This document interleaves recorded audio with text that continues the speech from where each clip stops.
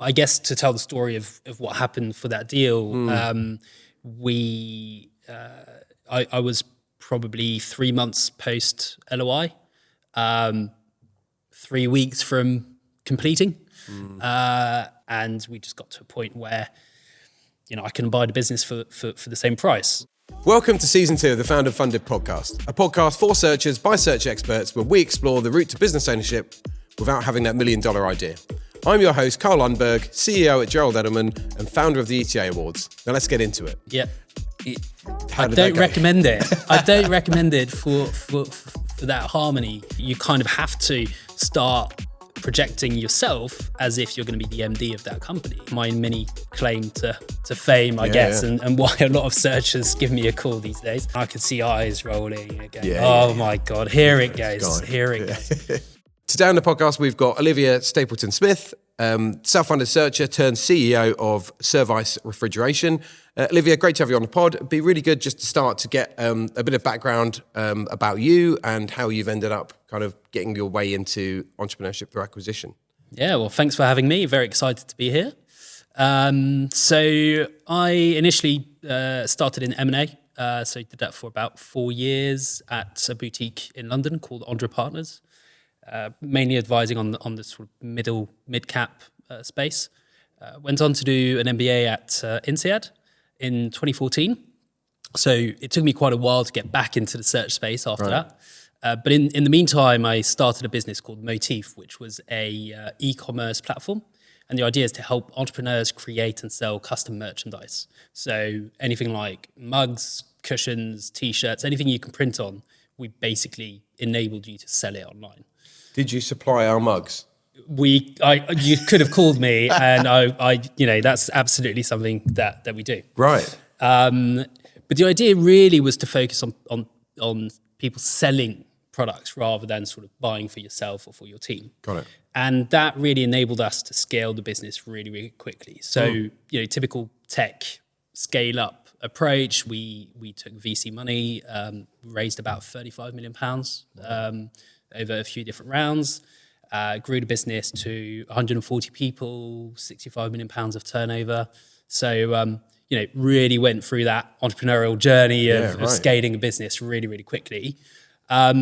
Sadly, the end wasn't sort of so exciting, and ultimately, for various reasons that are quite complex, we had to recap the business at the end of 2022.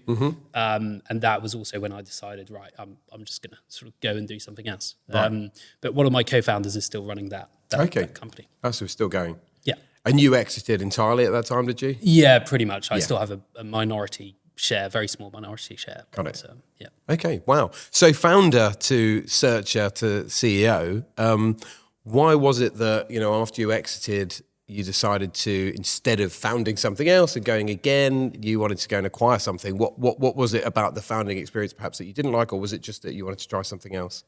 I think fundamentally, I'm pretty sure that I will start another business at some point. I did love the journey. The key thing for me was the tech element. I just didn't fall in love with technology. And I do think if you're going to be a great tech founder, you should sort of really have a deep understanding of the product, the technology. And it's not something that I'm passionate about. Got it. I didn't want to sort of focus the rest of my career on that.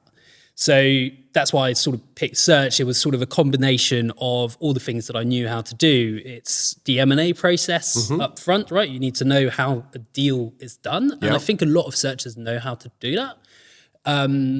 But most don't have the operational experience, at least, the guys in the UK. And so I sort of saw search as an opportunity to still be the leader and the owner of a business, but combining fundamentally the two things that I know how to do very, very well, which is buying and selling businesses and running businesses. So it was sort of a natural evolution of it, of something that I discovered back in 2014 at INSEAD, and always thought, it's a great concept. Perfect. Yeah, I completely understand that. Interestingly, I've asked a few guests on the podcast in the past about their thoughts on the relative importance of having the ability to do a deal, so M&A experience, versus operating experience, it's quite unusual, as you say, particularly in the UK at least, to come across someone who's got both M&A experience and operating experience. Yeah. You've got first-hand knowledge of this. What has and perhaps there's been not the longest amount of time since you acquired the company, so the operational side is kind of still ongoing. But any thoughts or any gems there on what is more important? I think it is much harder to run a business than to acquire one. Acquiring a business in the search space is much more of a sales process where you just have to reach out to as many people as possible. And during that time, you're educating yourself on how do I structure a deal? How do I find the funds to acquire it? Can I find a good lawyer? Can I find a good, FDD advisor? And, you get a lot of help throughout that process. I kind of feel once you're running the business, it's you at the top and you'd better deliver. Otherwise, a lot of people are going to lose their jobs and maybe and investors lose their funds. Yeah, understood. Yeah, it doesn't surprise me hugely. It's as I've said before, it's far easier to buy in advice for the transaction than it is to bring someone in to run the business for you for the next 5, 10, 20 years, however long it might be. So what's interesting is that it's more PE and ex-PE and ex-banking types who sort of understand the opportunity more intuitively who go on to become searchers rather than operational guys. Yes, certainly we see more ex-M&A people, ex-deal people, ex-PE people going into the space, as you say, probably because they understand or they more quickly become alert to the economic benefits of it. But great to see some more operators hopefully in the future coming in. We do see a lot of ex-consulting people coming in, so ex-McKinsey or Bain or something. But again, how transferable that skill set is to running an SME is also questionable. Same as mid to large cap PE. Doing those deals is nothing like, as you would have found, doing a deal in the SME space. Completely different. Different. So you went down the self-funded route, as opposed to traditional. Did you consider traditional? What was it that kind of led you to decide not to raise a traditional search fund and instead do it self-funded? And I suppose one point that has been discussed before is that you don't always need to require the cash to go the traditional route, because some people like the network of kind of incumbent investors who can act as mentors. But did any of that go through your mind as you were making the decision? I think, so for me, it was always going to be self-funded. There's a few reasons for that, but I think fundamentally, if you're a bit further along in your career, it just feels like it makes more sense to be self-funded. You get more flexibility. Hopefully you get better economics on the deal. You've got the funds to, survive a couple of years without sort of taking a salary. Fundamentally, I still got a huge amount of great advice from, professional advisors, some of the investors in the space, other searchers. So I don't feel like I lost out on that. Okay. I think having investors on your cap table in a traditional search, it's like a comfort blanket. Sure, I can see that. But, once you've sort of been running a business before and did the things that I've done before, I just didn't really feel like I needed that. Yeah, got it. And ultimately the buck stops with you anyway, right? So you may have the comfort blanket, but when the going gets tough, yes, they may provide some advice, but you're the one responsible for the deal, and ultimately you'll be the one responsible for running the company. So perhaps it's not actually quite as much of a support protection as people perhaps feel it is. No, although the whole search process is very lonely if you don't do that active effort of networking and talking to people. I had probably every week I had maybe 3 or 4 calls with other searchers, just to sort of share ideas and feel like, okay, I'm not the only one who's finding this tough, right? So it's just finding a good group of people is key. Does it need to be traditional search investors? Probably not. No. Okay, good. Really interesting insight there. So you mentioned loneliness, and obviously you were a solo self-funded searcher, which on my kind of matrix of loneliness, I think, probably is right at the peak. And at the top of the show, we kind of asked a few questions before we started filming. And one of them was solo or partnered search. I said, in the UK, solo. What was it that led you to that conclusion? Like, why did, knowing how lonely it is, or perhaps you didn't before you did it, but I suppose you could assume how lonely it might be. Why did you still opt to go down the solo route rather than partnered? A lot of it is due to wanting to work at my own pace as well, and sort of make my decisions. Fundamentally, not against partnering with someone, and we might talk about it. I'm working on a deal with someone at the moment, but I think in the UK it's harder to buy larger businesses, and so if you have to share some of the economics, it also makes it harder to acquire business. It's not just about, you get less upside. It's just fundamentally harder to even get in the game. Yeah. So I just thought, solo probably makes sense at this point. Yeah, got it. Okay, cool. No, it makes sense. And obviously I know your journey. So to me, it kind of, it all stacks up. So you I suppose you'd mostly exited your previous venture, decided you were going to do a search. What did that look like? How did you get going? How did it feel? What did you do day one? Yeah, so day one was the birth of my first son. Right. So that was end of 2022. Yeah. And so I kind of, in all that excitement, sort of decided to take a bit of slow approach to starting the search. So the first 3 months, I was sort of just building a little bit the network with brokers, with lenders, with investors, and just not sort of trying to prepare basically, and just understanding a bit more the space. And I probably started hardcore search end of March, I would say. Okay, 2023. March 23. Yeah. I wanted to spend time with the family during that year and find the right balance. And so I just decided to go down the broker route exclusively. Yep. Luckily, Motif helped me have that credibility of I've run a business before. Yeah. Which I do think a lot of searchers, when they start talking to brokers, it's like, well, what are you talking about? You're going to run a 30-person business or whatever, and the brokers don't really get it. With me, they kind of did. And that helped me really with the credibility throughout. Yeah.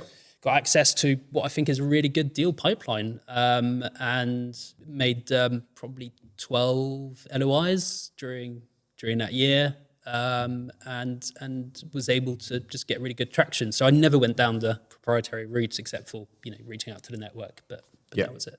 Yeah. Okay. And I suppose putting aside had you not had it not coincided with the birth of your son. Do you think there's still merit in, if people can afford to do that from a time and income perspective, taking it a bit slower, or would you advise to hitting the ground running a bit faster and really getting into it? I think it's important to nail down your search criteria, to understand some of the key building blocks that you're going to need for your search, and just be prepared. If you could waste a lot of energy sort of doing a lot of different things, like talking to KBS corporate on many different deals, and just not get any traction at all. So it's important to focus your energy on the right things, fundamentally. So the more prepared you are, the better. Yeah. So making sure you've got a plan is worth investing that time up front. Yeah. Actually, it's making me think about there's a self-funded search study which you may have seen. It's quite old now. I think it was released in Jan 23 by a US outfit called Search Investment Group, SIG. I remember this one, yeah. And thinking back to that, and I hope I'm getting this right, but I'm pretty sure that self-funded searchers tended to do deals more quickly than traditional, presumably because of the flexibility and the fact that they haven't got to go and get 12, 13 people to buy into the deal. Sure, and the deals can be smaller. The deals can be smaller, so perhaps there's more there that's untapped, or it's a less busy space in the market. But also, searchers focusing on an industry niche or a couple of industry niches also got deals done more quickly. Okay. So I think, as you say, a plan, a more focused search means that you don't just look at everything. Yeah. You don't go Yeah. to KBS and benchmark and say, right, send me everything, because Yeah. you'll be inundated with things, and 99% of them will not be relevant for you. So having some idea, I'm not saying you need to have a particular single industry that you want to acquire in, but having some range and saying, look, I'm only going to look at these deals, and being clear on the criteria that you would do a deal in. Well, the biggest one for me was I was looking at businesses in Newcastle, in Liverpool, in Bristol, all across the UK. And probably 6 months in, my wife goes, by the way, that we're not moving away from the southeast. And I was like, okay, that was an important sort of criteria to establish from the start. Yeah. And I wasn't prescriptive enough with that Yeah. fundamentally. That is something we haven't talked about before, actually, but spousal buy-in is very important as well, because it's a massive thing, economically, but also your time commitment, stress levels and everything else. And you just had a baby. Yeah. How I did that don't go? recommend it. I don't recommend it for that harmony. Fundamentally, she was extremely supportive, but if it was her choice, that we wouldn't have gone down that path. Yeah. So it's really important to, I think, be very clear about some of the sacrifices that are going to come along the way. Yeah. And to be really, and there are a lot with search. And get the buy-in. Yeah. Have multiple discussions. Keep your partner up to date. With what's going on. I think it's key. Yeah, and I suppose up front, understanding the differences, if there are, in risk appetite, and just trying to reconcile and explain it. Yeah, and I think typically there will be, right, between a searcher, which is probably on the very high end of the risk appetite spectrum, and someone who's got a job and sort of quite happy with that. Yeah. There's massive differences. Very different. Yeah. So I know, obviously we worked together on your first transaction. And I know from first-hand experience that, you had at least one deal that got pretty close and then aborted. And I remember, it was a tough time, right? It was a really tough hit to you, but you handled it well. And you continued, and you went on to acquire a great business. I think, the more I kind of investigate and research the space and think, maybe philosophically about, the search process and what it means to be a searcher and what sort of attributes you need. One thing that keeps coming up is resilience. Yeah. Often see searchers kind of giving up, and understandable, not knocking anyone, because It's tough. anyone brave enough to go out and do it in the first place has my full respect. But the fact that you did continue, you could have given up, you didn't. Had you given up, you wouldn't have acquired the business, you wouldn't be doing the things you're doing now. Yeah. How was it? What was the experience like? I think there's definitely the emotional and the financial toll. I guess to tell the story of what happened for that deal, I was probably 3 months post LOI, 3 weeks from completing.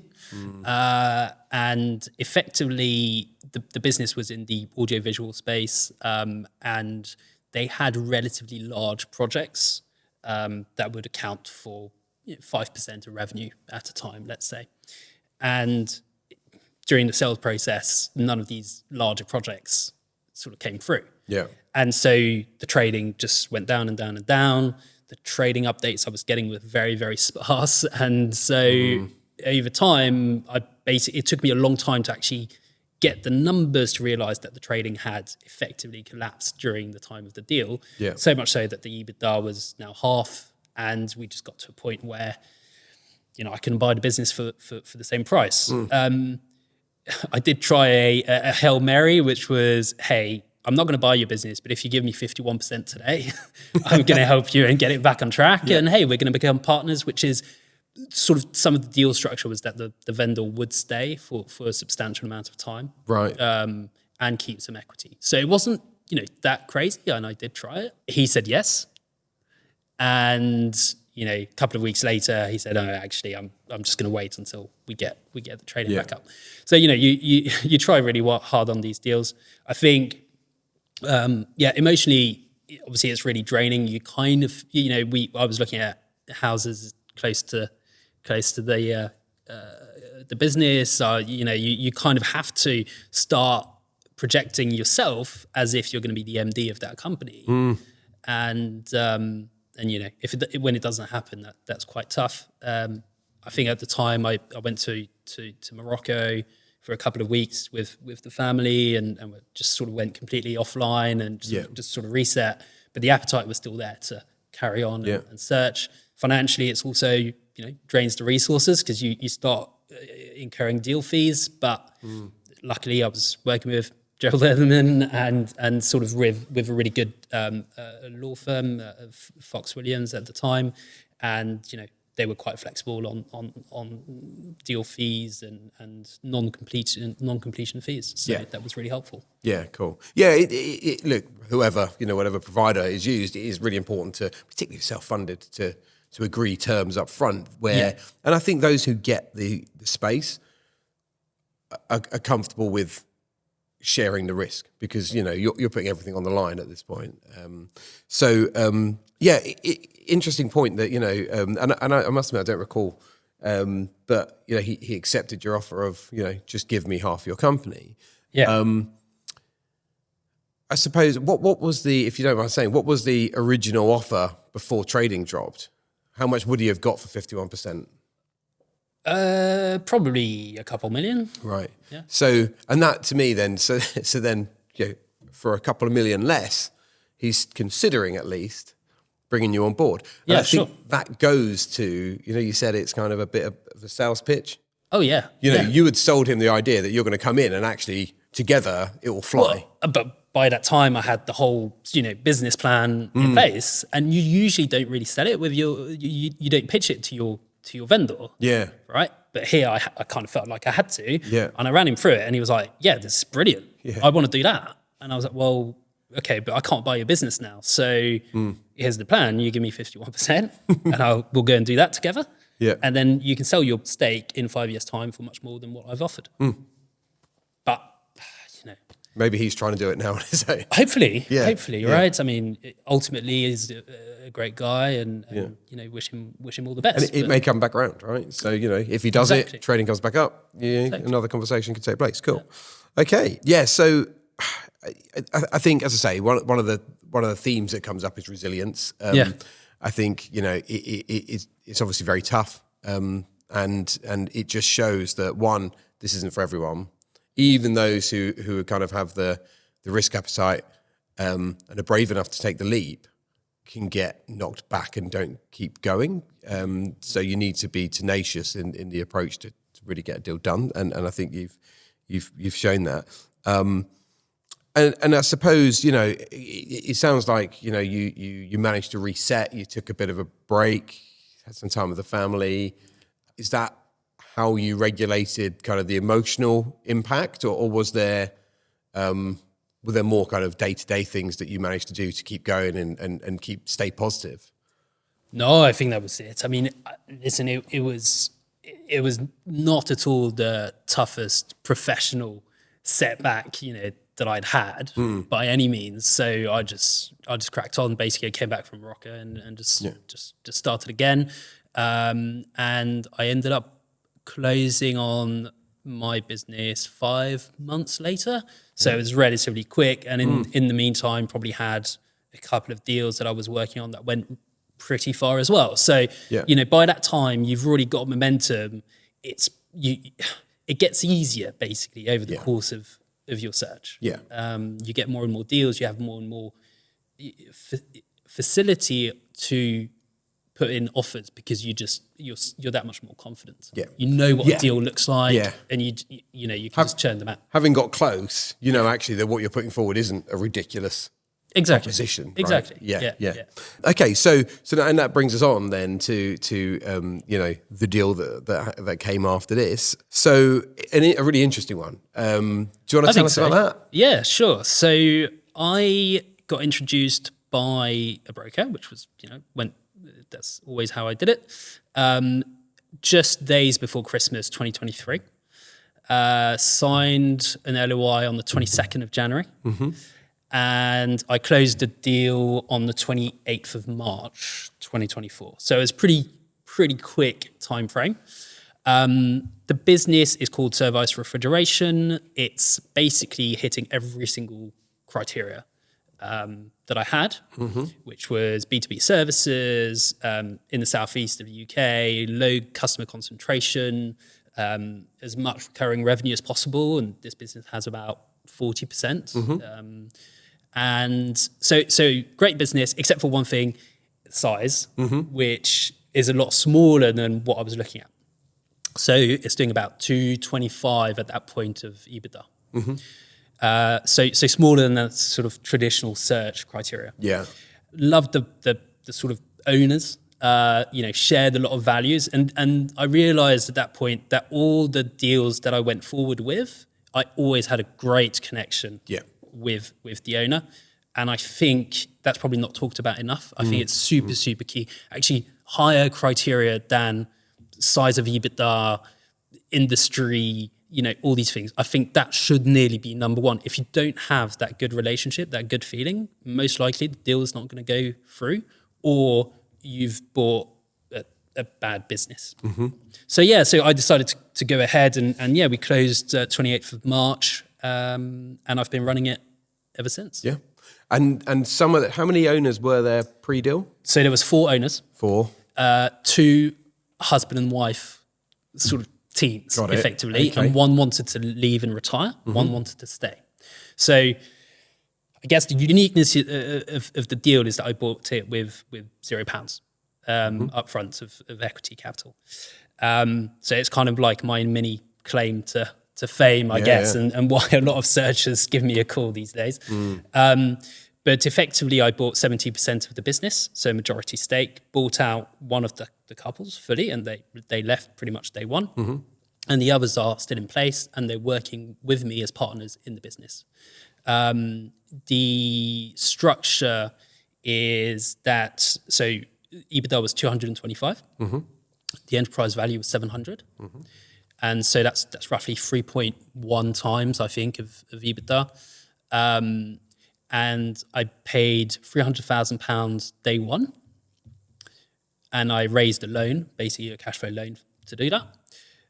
And I have a vendor loan for 190 that is going to be paid back from the cash flows of the business. I then have a put call option to buy the remaining 30% within the next 5 years.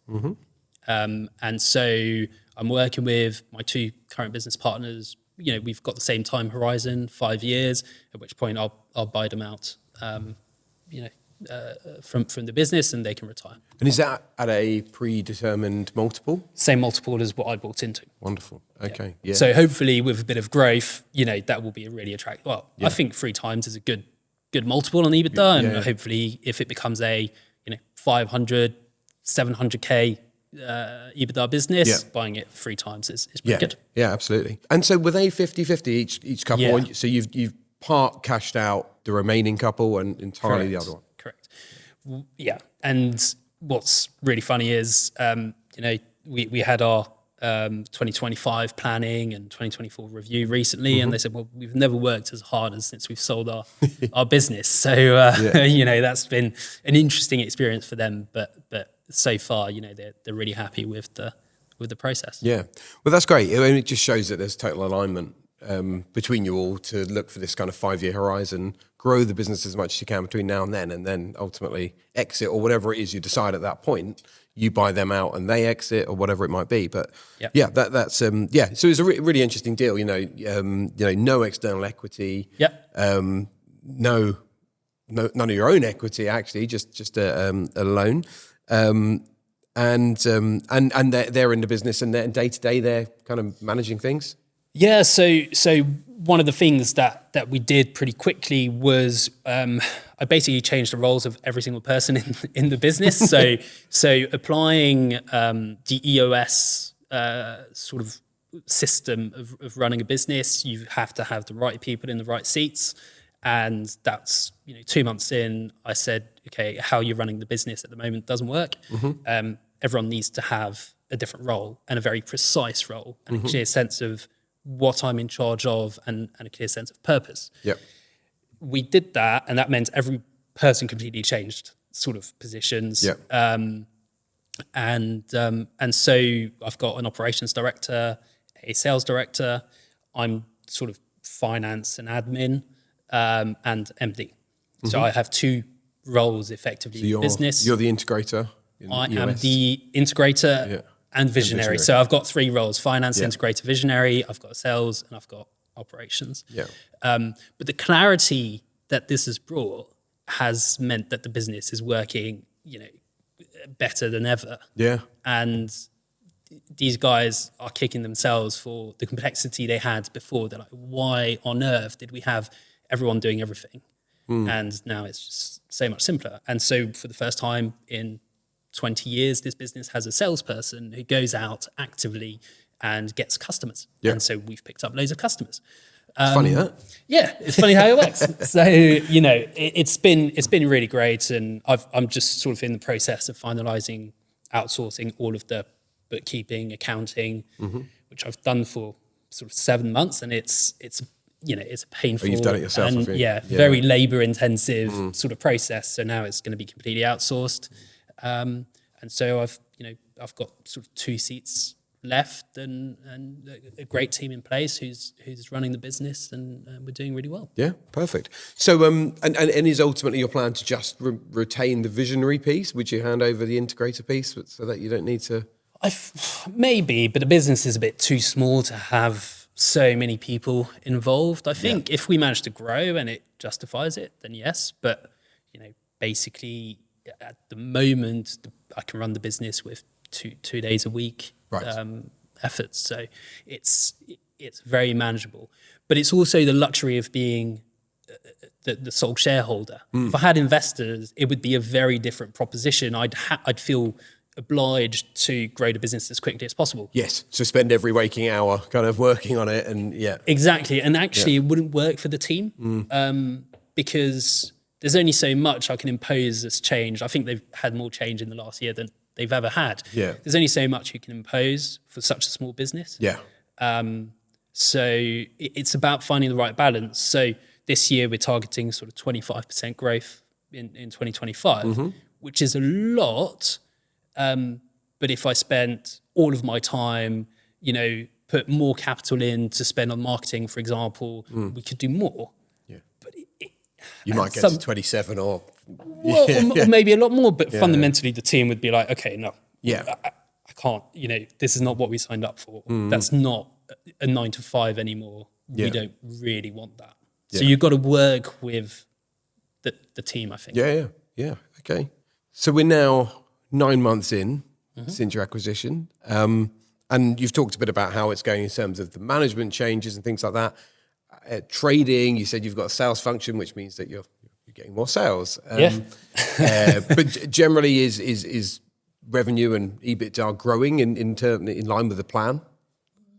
Yes, I think sales is probably up on the plan, which is good. EBITDA is probably a little bit less than the plan because we've got more costs in the business. So I hired an extra engineer quicker than what I had anticipated. So we had 6 engineers, now we've got 7, which is great investment, for the future. Yeah. But EBITDA I think is up 7% year on year. So nice. Although maybe not as high as what I wanted, it's still up, which for your first year where everything's changed. Absolutely. I think is a decent result. Yes, exactly. Yeah, because and also and how is team morale? So I've worked in businesses of engineers in the past. I've got some friends who are engineers. They can be characters, let's say, and they have quite strong opinions, particularly about management quite often. How is that? And what do they think? Do they think this whiz kids come in and changes everything, or are they on board?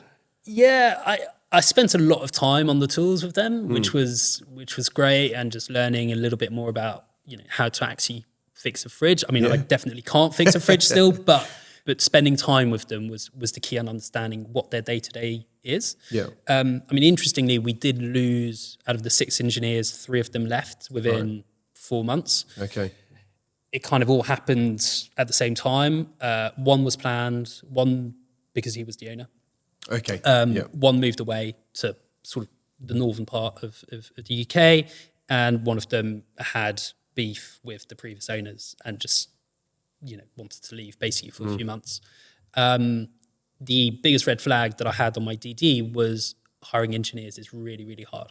So losing all 3 of them in one go, I was like, okay, that's going to be an interesting challenge. Yeah.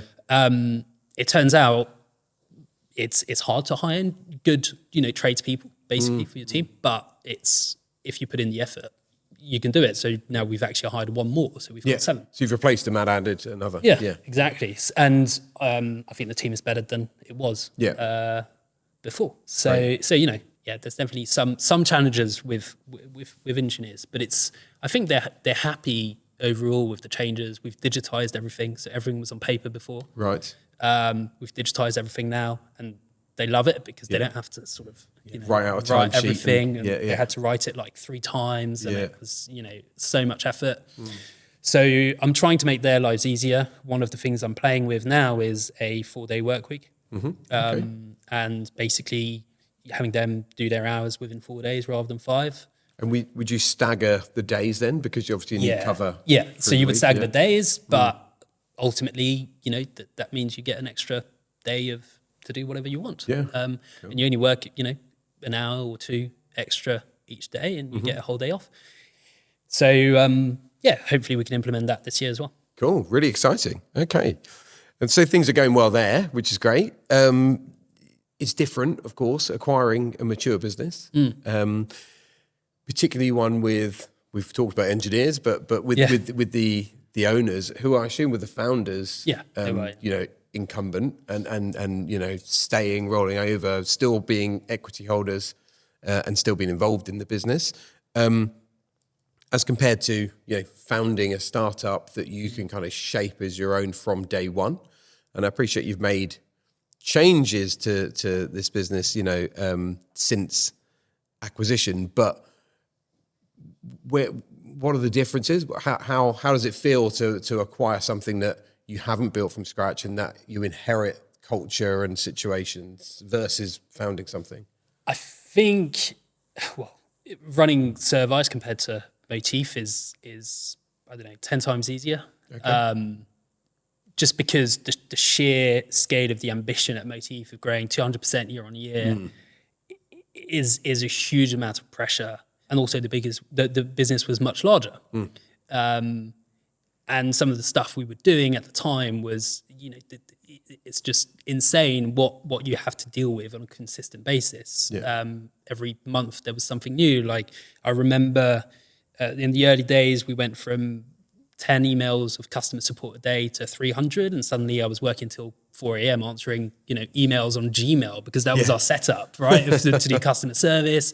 We signed our first enterprise contract was with H&M, and it was a huge, multi-million-dollar contract. And from one day to the next, you're like, okay, we've got to sort of set this up and deliver this contract that we signed and agreed. The level of the challenges is so much bigger in a scale-up VC-backed than a ETA, owner-managed business. It's completely different. But I would say acquiring a business with good culture, good values is really important. And one of the first things we did when I arrived was, hey, what's your, let's have company values. Let's sort of work on it. Yeah. And I could see eyes rolling again. My God, here it goes. 9 months later, they love it. Because we've got our values, care deeply, communicate candidly, deliver excellence, and work as a team. And we use it all the time now, and they love it. So, and it's values that they sort of came up with because they've been in business for 15 years. Yeah, it was already in existence. I'm not going to make up the say, okay, these are our values now. That's not going to work. So they were very innate values, and they're great values, I think. And so acquire a business with strong values, and the rest, it's so much easier to run afterwards. Some really important points there, actually, because often we talk about EBITDA and we talk about revenue growth, but values is really important. When you're recruiting someone into your business, you want to assess their values against the businesses. Absolutely. Actually, if you're bringing yourself into an existing business, you really need to see if there's a fit that way as well. Yeah. It's a really good process to have done that. So and as you said, if you, I think it goes back to the point about relationships, selling yourself, but you have to be true to yourself when you're selling yourself. So you have a relationship. If you can build a relationship with the vendors, particularly if they're going to stay in the business, it probably means that you share some common values anyway. Yeah. I think the way I look at it is any business is just a group of people who decide to come at 8:30 in the morning and work together for the day on a project. Yes, you can buy a business that has a great product or something like this, but fundamentally you are buying the group of people and the processes that they follow. That's what you're buying. You're not buying EBITDA. You're not buying sales or revenue. No. And I just think it's massively overlooked on any DD process, from any investor's point of view as well, because or any lender's point of view, how do you assess the human element? It's very hard to. The only person who can is the person who spent a lot of time trying to understand the business, so the searcher in our situation, who spends a lot of time, as much time as possible with the vendors, with the team, understanding, is this a team that can create great things or not? That's the business I personally want to buy. Yeah. I don't, the financials are great, but if you've got a great team, you can deliver great things. Yeah. First who, then what? Yeah. It's understanding that you've got the right people on the bus, as it were. Exactly. And it's so hard when you're buying a business. When you're creating your own, that is much easier, although we made horrific mistakes Of course. on hiring mistakes. But I think that's the key to the game. If you've got great people on your team, you're going to go far. Yeah, perfect. So Olivier, things are going well there at Servise. What is next for you? Yeah, so obviously keen on keeping Service growing. So that's going to be an important part, I think, of the next few years. But otherwise, I'm also in process of closing my next deal on a completely unrelated industry. It's sort of a greenhouse business, and it's a much bigger business. So doing roughly 2 million EBITDA, and it's got some really, really exciting growth opportunities. So this one's a bit more of a growth play. It's an international business as well. They do sales in the US, and there's a massive opportunity there. So we're just in the process of doing that. Fundamentally, I think where I add value is on the strategy. It's on sort of the not the trading of businesses, but the acquisition and the setup, basically of the business. And so that's what I'm super keen personally on keeping on doing. So get it in the right direction. As we talked about, get the right people on the bus in the right seats, steer it, and then allow them to get on with it. Yeah, exactly. Because I'm never going to become a refrigeration expert or greenhouse expert. But I think you do build a lot of skills and a lot of capabilities of guiding people in the right direction and doing the right things. And most importantly, getting the mindset of people right, giving them that sense of purpose, giving them that clarity. And then suddenly, I've experienced it every single time in every single business, suddenly people are outperforming anything that you could have expected before because they know exactly what they're supposed to do and they know exactly where they want to go. Suddenly, it's a step change, and that's where you deliver really, really great things as a company and as a team. Amazing, really exciting stuff. So Olivier, we always ask the same question at the end of every episode, and it's not an easy one, but on your journey, and it could be your journey from being in nappies to today, who has taught you the most? If you can think of an individual or even a group of individuals who have taught you the most on your journey, be it in life or in business, whatever it may be. I think answering the question for search, I guess, to me, it's an industry where you have to talk to loads of different people because everyone's got a unique point of view on it. So that's what makes it so interesting. No one's got the solution. Yeah. So really, I would say the group of people I've learned the most from is searchers turned CEOs who've been through the process, have their unique point of view, have enough of these conversations during your process, and that's where you learn the most. At least that was for me. Yeah, excellent. Olivier, thank you so much for coming on. Thanks for having me. No, some really interesting insights actually, and some very thoughtful discussion, I think, there, particularly about the values and things, which I think is as you say, it's overlooked quite often. So really enjoyed that. Don't forget to follow us on Instagram at foundandfundedpod and LinkedIn at the Found and Funded Podcast. And feel free to comment on who you'd like to see us sit down with next. If you have any questions about what we've discussed today, drop me a message and let's have a chat.